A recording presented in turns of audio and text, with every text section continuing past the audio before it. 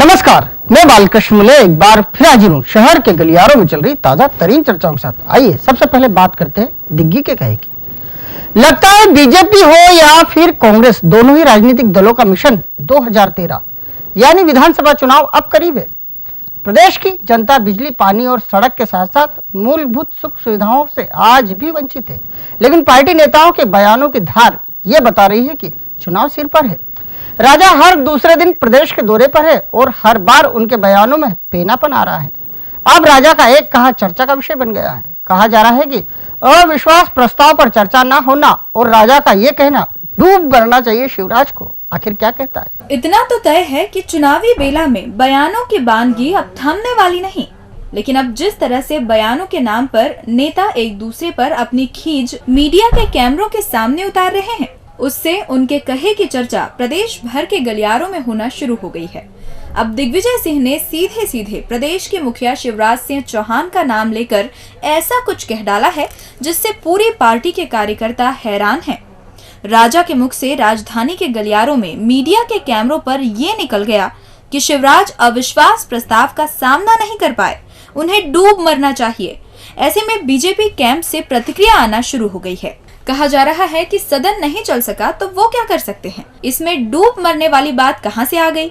अब राजा के इतने कड़वे बोल सुनकर सभी ने मान लिया है कि अब चुनाव में ज्यादा वक्त नहीं है। पूरा प्रदेश अनवरत बारिश से त्राही त्राही कर रहा है। शहर के गलियारे 2-2 फीट पानी से सराबोर हैं और नेता किसी गरीब की बात किए बगैर केवल उससे वोट झटकने के जुगाड़ में जुट चुके हैं। यही वजह है कि प्रदेश के गरीबों की बात कोई नहीं कर रहा। हाँ, बयानों में तीखापन लाने के लिए ये जरूर कहा जा रहा है कि अविश्वास प्रस्ताव का सामना नहीं कर पाए तो डूब मरे शिवराज। राजा के कहे पर अब आम लोग ही चर्चा कर रहे हैं, कह रहे हैं कि मुद्दे और भी हैं। अपने सिपाहियों से कहो, जमीन पर उतरो और घूमो गलियारों में और पोंछो उनके आंसू, जहां शिवराज सरकार का कोई नुमाइंदा नहीं पहुंच रहा है। भाजपा ने 10 साल पहले कांग्रेस की दिग्गी सरकार को उखाड़ फेंकने के लिए अपनी खुद की फायर ब्रांड नेता रही उमा भारती की तल्ख मिजाजी जुबान का जमकर उपयोग किया था, जबकि पार्टी इस बार कभी कांग्रेस ही रही जुबान यानी चौधरी राकेश सिंह का उपयोग करती देखी जा रही है। पार्टी गलियारों में चतुर्वेदी को नया फायरमैन करार दिया जा रहा है, जबकि इधर कांग्रेसी गलियारों में चौधरी के किसी कहे पर कोई प्रतिक्रिया नहीं दी जा रही है। ऐसे में माहौल एक तरफा हो चला है। कहते हैं घर का भेदी लंका ढाए। अब बीजेपी की लंका ढहती है या फिर एक बार फिर कांग्रेस की, ये तो आने वाला वक्त ही बताएगा। लेकिन पूरे जोश के साथ चुनावी साल में घर के भेदी सक्रिय हो चले हैं। कुछ खुलकर यानी बाकायदा पार्टी ज्वाइन कर अपने काम पर लग चुके हैं, तो कुछ छुपे रुस्तम की भूमिका में हैं। ऐसे में प्रदेश के गलियारों में एक नाम बड़ी चर्चा का विषय बनकर उभर रहा है। कांग्रेस के भेदी के नाम से विख्यात हो चुके चौधरी राकेश सिंह की कभी कांग्रेसी रही जुबान इन दिनों अपने पुराने कांग्रेसी नेताओं के खिलाफ जमकर जहर उगल रही है। कांग्रेस की रोटी खाकर तगड़े हुए इस चौधरी को पचौरी को छोड़कर सारे ही नेताओं में ऐब नजर आ रहे हैं। चौधरी की जुबान पर राजा दिग्विजय सिंह के अलावा अजय सिंह और महाराजा ज्योतिरादित्य सिंधिया 24 घंटे सवार रहते हैं। चौधरी मुंह खोलते हैं, इन तीनों नेताओं पर अपनी जुबानी फायर करते हैं और मौन हो जाते हैं। ऐसे में अब चौधरी को बीजेपी का नया फायरमैन भी कहा जाने लगा है। राजधानी के गलियारों में तो नेताजी इस कदर पब्लिसिटी पा रहे हैं कि तीनों दिग्गज कांग्रेसियों से जुड़ा कोई भी मसाला पार्टी या मीडिया को चाहिए होता है तो वो सीधे चौधरी का मोबाइल फोन डायल कर देता है। चौधरी के जुबानी भाषण भी पुराने अपनों पर केंद्रित होते हैं। बीजेपी इस बार यानी चुनाव में पुरानी कांग्रेसी जुबान का खूब इस्तेमाल कर रही है। कभी राजा को कोसने का काम उमा भारती खूब किया करती थी, लेकिन अब वही काम चौधरी के मुखारविंद से हो रहा है। यूं भी राजा के खिलाफ बोलने के लिए न तो भाजपा के मंत्रियों के पास कुछ है, न ही मुख्यमंत्री शिवराज सिंह चौहान के पास। ऐसे में पार्टी की तरफ से केवल एक और एक ही नाम फायरमैन के नाते उभर कर सामने आ रहा है। वो नाम है दल बदलू चौधरी राकेश सिंह का। प्रदेश में सरकार भाजपा की है और पार्टी युवा वोटों के भरोसे फिर तीसरी बार सरकार बनाने को लेकर उत्साहित। लेकिन ये क्या, पार्टी की ही अभिन्न अंग कही जाने वाली विंग अर्थात एबीवीपी के हजारों कार्यकर्ताओं पर सरकार की खाकी ने दोहरा वार कर डाला। कार्यकर्ता धारा 144 का विरोध करने राजधानी तो पहुंचे, लेकिन उन्हें सरकार के रवैये ने हैरान कर दिया। अब हैरान परेशान एबीवीपी कार्यकर्ता उन पर हुए सितम की चर्चा कर रहे, कह रहे हैं कि इतना तो शिवराज सरकार के रहते एनएसयूआई कार्यकर्ताओं के साथ भी नहीं हुआ। शिवराज सरकार के रहते अखिल भारतीय विद्यार्थी परिषद के हजारों कार्यकर्ता और छात्र नेता खाकी के हाथों पिट जाए, वो भी चुनावी साल में, भरोसा नहीं होता ना। लेकिन ये बात पूरी तरह से सच है। प्रदेश भर के एबीवीपी कार्यकर्ता कैंपस में धारा 144 का विरोध जताने राजधानी पहुंचे तो पहले उन्हें बारिश की मार से दो दो हाथ करना पड़े और जैसे तैसे कार्यकर्ता राजभवन की ओर आगे बढ़े तो शिव की खाकी देख कार्यकर्ता हैरान रह गए। जैसे ही कार्यकर्ता राजभवन के समीप लगे बैरिकेड्स पर पहुंचे तो ऊपर से इंद्र और नीचे जमीन पर खड़े सरकार के वाटर कैनन ने छात्रों पर ऐसे वार किए कि कार्यकर्ता भागते दिखाई दिए। जिसने भी नजारा देखा वो हैरान रह गया। उसे ये समझ नहीं आया कि इस विरोध में परिषद के प्रांतीय स्तर के सारे नेता मौजूद थे। फिर आखिर कैसे खाकी ने रौद्र रूप धारण कर लिया। अब गलियारों में उस प्रदर्शन की भी चर्चाएं हो रही है जो पिछले दिनों एनएसयूआई कार्यकर्ताओं ने इसी धारा 144 के विरोध में किया था। तब तो शिवराज सरकार की खाकी ने इस तरह का कोई बल प्रयोग नहीं किया था। फिर आखिर क्यों एबीवीपी कार्यकर्ताओं को अपनी सरकार होने का फायदा नहीं मिल सका?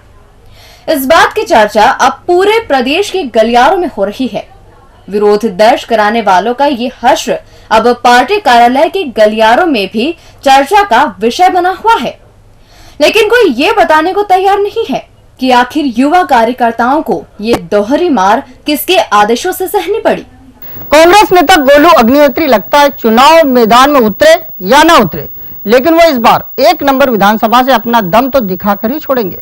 वैसे नेताजी को जानने वाले यही कहते हैं कि गोलू का हर काम रुपयों के दम पर है और कांग्रेस के ही बड़े नेता कह चुके हैं अब पार्टी में टिकट नहीं बिकते। ऐसे में गोलू भैया का क्या होगा ये कोई बताने को तैयार ही नहीं।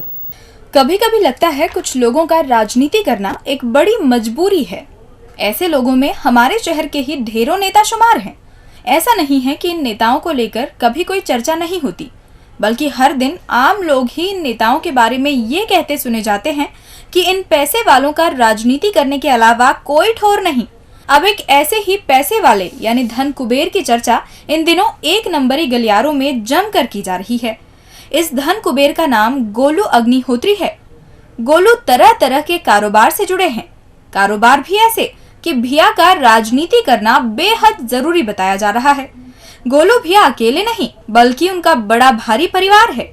वो जितने बड़े नेता नहीं, उनके पास उतनी बड़ी बड़ी और ढेर सारी गाड़ियां हैं जो उनके वैभव को हमेशा 4 चांद लगाती हैं। वो फिलहाल कांतिलाल भूरिया से जुड़े हुए हैं, लेकिन बाकी नेताओं के होने वाले आयोजनों का खर्च उठाने से भी गुरेज नहीं करते। वो एक बार महाराज से जुड़ने की कोशिश भी कर चुके हैं, लेकिन अब तक सकारात्मक माहौल कहीं नहीं दिखा। अब गोलू विधायकी के सपने देख रहे हैं। ऐसे में उनका दावेदारी करना लाजमी है, लेकिन गोलू को लेकर फिर वही बातें सिर उठा रही है। कहा जा रहा है कि भैया की राजनीति नोटों के बल पर है और पार्टी के नेता ही कह रहे हैं कि अब पार्टी में टिकट नहीं बिकते तो क्या गोलू केवल दावेदार बनकर रह जाएंगे या फिर बात को आगे भी बढ़ाएंगे। और अंत में बात करते सिर्फ है वानर की।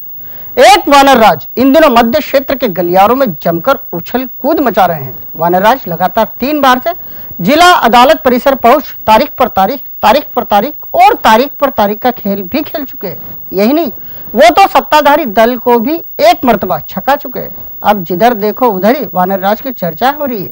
कहा जा रहा है कि वानर राज यही नहीं कर रहे बल्कि खाकी का भी काम कर रहे। वो इस इलाके में सुबह शाम भ्रमण पर निकलते हैं और यही वजह है कि वो इन दिनों पूरे शहर भर में छा से गए हैं। नाम वानर राज, उम्र पूरी जवां और हरकतें ऐसी कि किसी सिरफिरे से कम नहीं। बस यही परिचय है उस वानर का जो इन दिनों मध्य क्षेत्र के गलियारों को सदैव सांसद में डाले हुए हैं। कहा जा रहा है कि वानर राज बाकायदा एक ही इलाके में सक्रिय है। वो कभी कोर्ट के गलियारों में तारीख का खेल खेलते देखे जाते हैं तो कभी सत्ताधारी दल के सम्मेलनों तक घूम आते हैं। वानर राज को गुस्सा ऐसा आता है कि वो किसी कीमत पर शांति व्यवस्था बहाल करने के मूड में नहीं दिखाई देते। वानर राज अब तक 3 बार जिला न्यायालय में तारीख पर जा चुके हैं। वो कोर्ट परिसर में कुछ लोगों को पीट चुके हैं। वानर राज इतने बेखौफ होकर अफरा तफरी मचाते हैं कि उन्हें वन विभाग की खाकी का भी कोई खौफ नहीं है। वो कई बार विभागीय अमले को चने चबवा चुके हैं।